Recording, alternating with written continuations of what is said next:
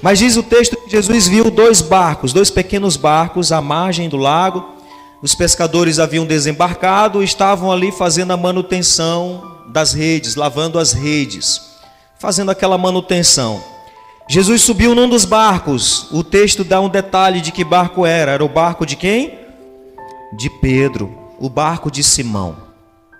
Porque aqui o texto, ele quer também nos mostrar que aquela igreja que se organizava, aquela igreja que já estava, muitas pessoas se organizando como comunidade, tinha uma liderança. Era a igreja que era liderada por Pedro. A barca que Jesus escolhe é a barca de Pedro, não é qualquer barca, né?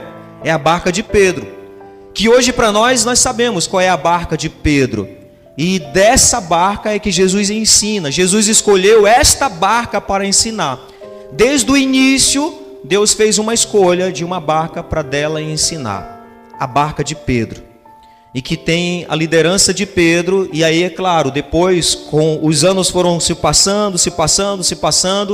E mesmo depois da reforma protestante, os anos se passaram e a gente continuou nessa barca de Pedro. E aí os cristãos continuaram sobre essa liderança, porque depois de Pedro teve o seu sucessor, e depois outro. Mesmo havendo uma divisão na igreja, aquela sucessão continuou até hoje e continua até hoje.